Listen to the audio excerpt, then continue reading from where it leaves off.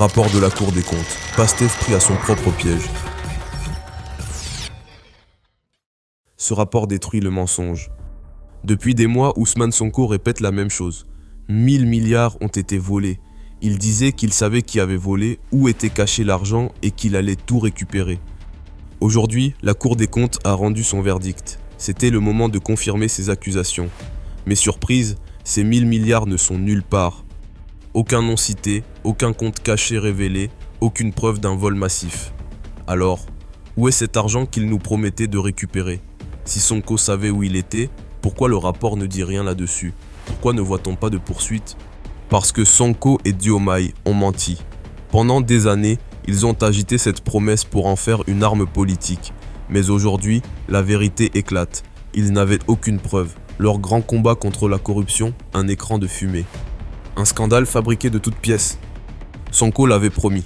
Dès que je serai au pouvoir, je récupérerai cet argent. Il disait avoir des documents, des preuves irréfutables. Mais maintenant que lui et Diomaye sont là, ils ne trouvent rien. Pas un seul franc récupéré, pas une seule enquête ouverte sur ces fameux milliards, aucune action concrète pour prouver leurs accusations. Si ces fonds avaient été volés, pourquoi ne figurent-ils pas dans ce rapport? Pourquoi ne publie-t-il pas ces fameuses preuves qu'il disait détenir? Parce que ces 1000 milliards n'ont jamais existé. C'était un mensonge, un slogan destiné à tromper le peuple, une manipulation politique. Aujourd'hui, Sonko et Diomaye sont pris à leur propre piège. Le rapport ne révèle aucun réseau de corruption, aucun vol organisé, aucun compte caché. Il parle de failles administratives, de mauvais mécanismes de gestion, mais rien qui prouve le pillage dont ils parlaient.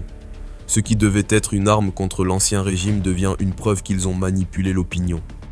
La gestion d'Amadou Ba, un faux coupable. Dans sa conférence de presse, Sonko ne s'est pas contenté d'accuser l'ancien régime. Il a aussi attaqué la gestion d'Amadou Ba. Pourquoi? Parce qu'il fallait trouver des noms à associer à ce scandale imaginaire. Mais la vérité est tout autre. En 2019, la gestion d'Amadou Ba prend fin. Il quitte le gouvernement et n'a plus aucun rôle sur les finances publiques. Pendant 3 ans, il est hors du système. Il revient en 2022 comme Premier ministre, mais à ce poste, il ne gère pas le budget de l'État. C'est le ministre des Finances qui en est en charge. Alors pourquoi Sonko a-t-il cité son nom? Parce que la gestion d'Amadou Ba a toujours été rigoureuse et transparente. Et ça dérange. Sonko voulait semer le doute, mais le rapport de la Cour des comptes ne remet en cause aucune de ses décisions. Pourquoi alors associer Amadou Ba à ces accusations? Parce qu'ils savaient que leur dossier était vide. Ils devaient créer un effet de choc. Mais aujourd'hui, le piège se referme sur eux. Un écran de fumée pour cacher l'échec du régime. Depuis leur arrivée au pouvoir, Sonko et Diomaye ne trouvent aucune solution aux problèmes des Sénégalais. Le coût de la vie explose, l'électricité est toujours aussi chère, le chômage augmente, aucune réforme sérieuse n'a été mise en place. Face à cet échec, ils ont besoin d'un coupable. Puisque l'argent promis n'existe pas, ils doivent détourner l'attention. Ils agitent ce rapport comme une victoire, alors qu'ils ne prouvent rien de ce qu'ils disaient avant d'être élus. Pendant qu'ils s'acharnent à justifier leurs fausses promesses, les Sénégalais attendent toujours des réponses concrètes. Où sont les emplois promis? Où est la baisse du coût de la vie? Où sont les réformes attendues? À la place, ils jouent à l'accusateur public, incapable d'assumer leur propre bilan. Les Sénégalais ne sont pas dupes. Ce rapport devait être la preuve irréfutable des accusations de Sonko et Diomaye. Mais au final, il ne prouve rien. Pas de milliards retrouvés, pas de vol massif confirmé, aucune remise en cause de la gestion d'Amadou Ba. Ils ont menti, ils ont promis des preuves, ils n'en ont aucune. Ils ont promis de récupérer l'argent volé, ils n'ont rien trouvé.